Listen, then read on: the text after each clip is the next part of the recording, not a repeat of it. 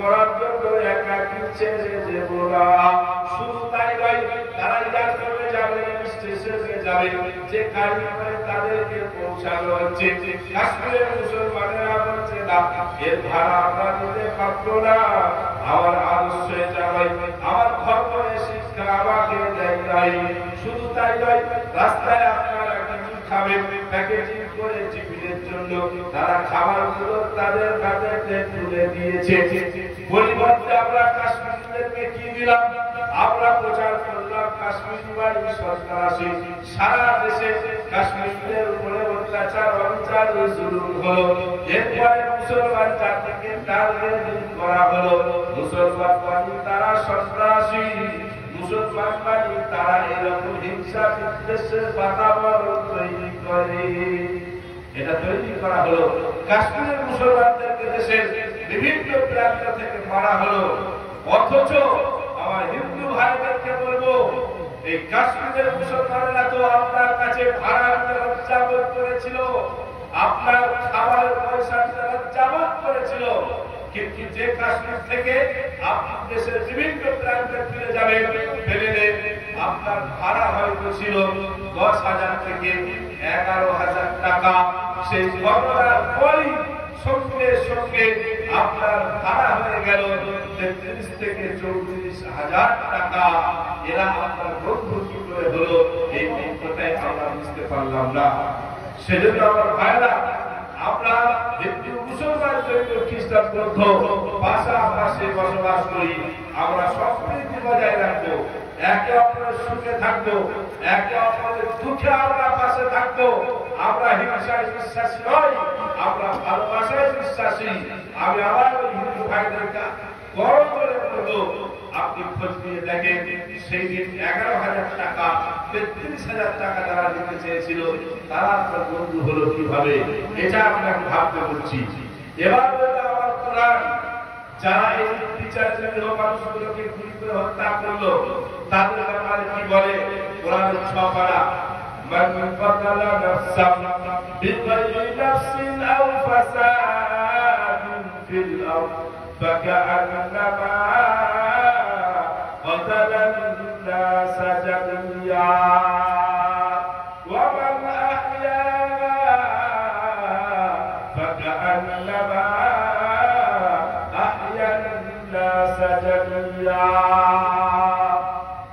আল্লাহর কোরআন বলল, যদি পৃথিবীতে একজন কাউকে কেউ হত্যা করে অন্যায়ভাবে, সে যেন একজনকে হত্যা করে নাই, সে যেন গোটা মানবতাকে হত্যা করেছে, সে যেন গোটা মনুষ্য সম্প্রদায়কে হত্যা করেছে।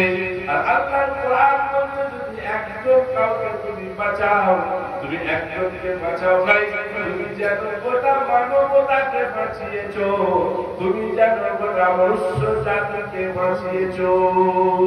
আমার মুসলমান ভাইরা, আল্লাহ ওয়ালা বন্ধুরা, প্রাণ সন্ত্রাসের কথা বলে না। এরপরেও যারা সন্ত্রাসী কার্যকলাপ করবে, অনেকে আমরা প্রচার করছি, এরা এই কাজগুলো করে জান্নাতের আশায়, এরা এই কাজগুলো করে পরকালে আনন্দ খুশির আশায়। কিন্তু আমার কোরআন কি বলেছে? ইন্নামা জাযাউল লাযিনা ইউহারিবুনা আল্লাহা ওয়া রাসূলাহু ওয়া ইয়াসআউনা ফিল আরদি ফাসাদা।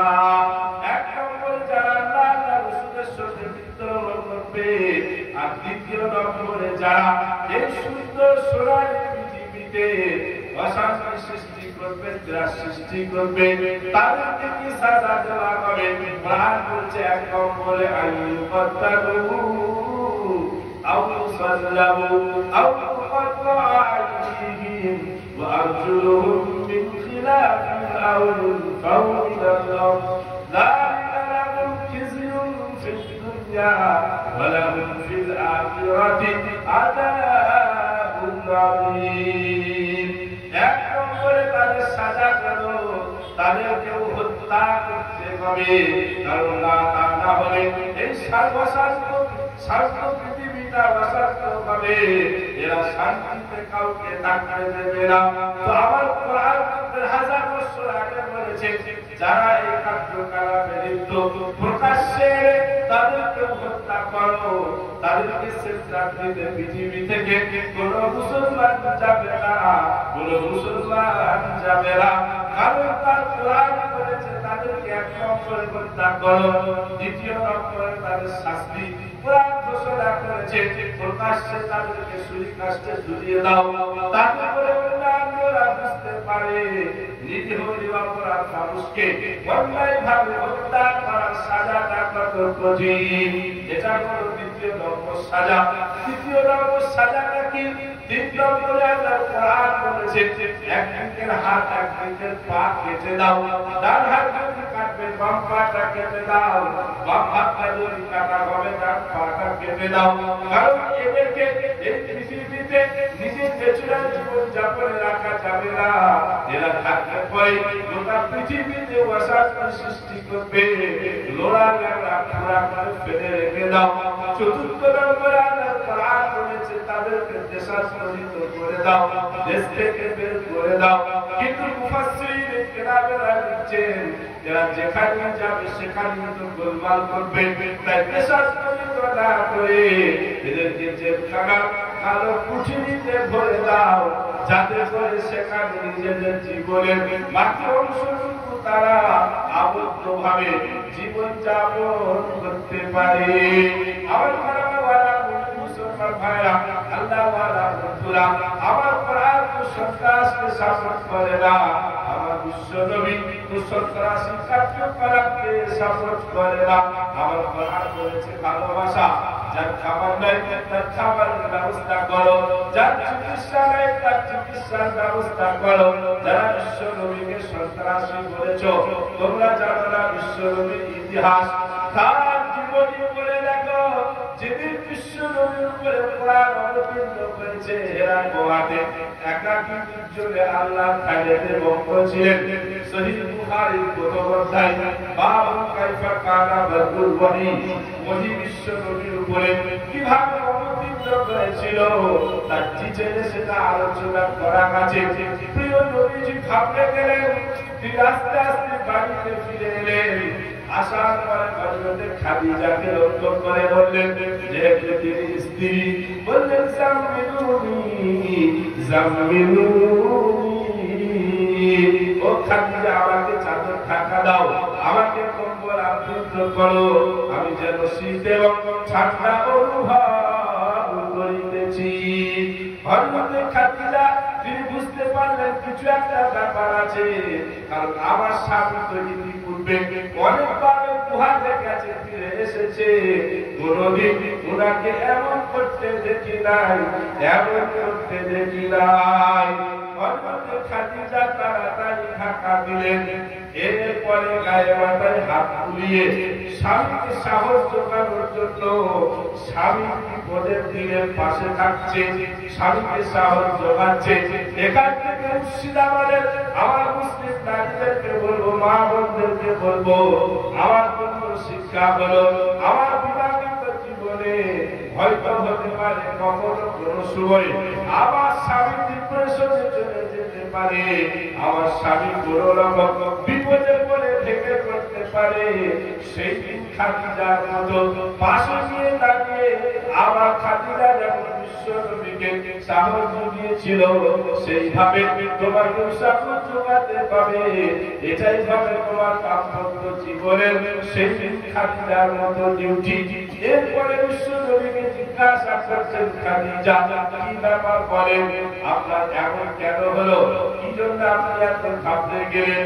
প্রিয় নবীজি শেষে যে কথা বলেছিলেন সেটা আরো সহিহ বুখারীতে সংক্ষেপ করে লেখা আছে। প্রিয় নবীজি বললেন, লাকাদ খাশিতু আলা নাফসি, ও খাদিজা মনে হচ্ছে আর আমি পারবো না, আমি আমার নিজের জানের ব্যাপারে সংশয়ে পড়ে আছি। হযরতে খাদিজা বুঝতে পারলেন অনেকটাই ভেঙে পড়েছে আমার স্বামী, আর স্বামীকে শক্তি যোগানোর জন্য হযরত খাদিজা সেদিন যে কথা বলেছিলেন সেটাও সতর্ক করে লেখা আছে। হযরত খাদিজা গায়ে মাথায় হাত বুলিয়ে বললেন, আপনি কেন ভয় খাচ্ছেন? আপনার উপরে করে একটা বিপদ আসবে, আপনি ধ্বংস হবেন না। না না না না, ওয়াল্লাহি মা ইউযিকাল্লাহু আবাদা। আমি সে আল্লাহর নামের কসম খেয়ে বলছি, একজন স্ত্রী তার স্বামীর পাশে কিভাবে বিপদের দিকে পাশে দাঁড়াতে হয়, এখান থেকে মুসলিম নারীদের শিক্ষা। তিনি বলছেন, আমি আল্লাহর কসম খেয়ে বলছি, ওই বিপদওয়ালা আপনাকে এমন কিছু আপনার দ্বারা কাজ করাবেন না যেটার কারণে সমাজে আপনার বেইজ্জতি হবে, আপনার দিকে মানুষ থুতু ফেলবে, এইরকম কাজ করাবে না। আবার আপনি কেমন করে এটা ভাবছেন যে আপনাকে ধ্বংস করে দেওয়া হবে। এইভাবে তিনি সাহস জোগাড় করে। হযরত খাদিজা এবার স্বামীকে বলছে, আমি যে এত বড় নিজের উপর আত্মবিশ্বাস নিয়ে আল্লাহর কসম খেয়ে কথাটা বললাম, আমি এমনি এমনি বলি নাই, এমনি এমনি বলি নাই। আমি আপনার বান্দাটা দেখেছি, আপনার চাল চলন বসা খাওয়া দাওয়া সব আমার নজরের সামনে থেকেছে। বিবাহের পূর্বে দীর্ঘদিন আপনি আমার ব্যবসার দেখাশোনা করেছেন, আমি ওয়াচ করেছি আপনার সমস্ত অ্যাক্টিভিটি গুলো, আপনার কাজের রুচি গুলো। এখন বিবাহিত জীবনে প্রায় 15টা বছর আমি আপনার চাল চলন কাজকর্ম দেখেছি। আমি আপনার মধ্যে যে এমন কিছু গুণাবলী দেখেছি যে গুণগুলো আমাকে ভাবাচ্ছে যে মানুষটার মধ্যে এই গুণাবলী থাকবে, তারপর করওয়ালা তার ক্ষতি করবে, এটা আমি খাদিজা বিশ্বাস করতে পারছি না, বিশ্বাস করতে পারছি না। এরপরে হযরত খাদিজা ওইখানে প্রিয় নবীজির গুণাবলীর মধ্যে কয়েকটা করে আলোচনা করেছেন। এক নম্বরে তিনি বললেন, শুনুন, আমি যে তাদের দেখেছি, আপনি কখনো কোনদিন ইন্নাকা লাতাসিলুর রাহিমা, আমি দেখেছি আপনি আত্মীয়তার সম্পর্ক কখনো বিচ্ছেদ কারোর সাথে করেন নাই। যে সময় মক্কায় ভাই ভাই মারামারি, চাচা ভাই ভাই মারামারি, চাচতো ভাই মারামারি, প্রতিবেশী মারামারি, এই যে ঝগড়া চলতে চলতে মরে যাওয়ার চাকরি হয়ে গেছে, বলে বলছে মরে যাবো আর মাত্র না, তখন ছেলে মেয়েদেরকে ডেকে সে ওসিয়ত করছে, শোনো তোমার চাচাদের সাথে আমাদের ঝগড়া মিল নাই, আমি মরে যাবার পরে তোমরা যেন মিলে যাবে না, মিলে যাবে না। এইরকম পরিস্থিতি যখন মক্কা, হযরত খাদিজা বলছে, আমি তখনও দেখেছি আপনি সমস্ত আত্মীয় স্বজনদেরকে সুন্দর সুসম্পর্কটা বজায় রেখে চলতেন, আপনি কারোর সাথে সম্পর্ক বিচ্ছেদ করতেন না। এটা যেন তেন গুণ নয়, এটা যেন তেন গুণ নয়, এটা যেন তেন গুণ নয়।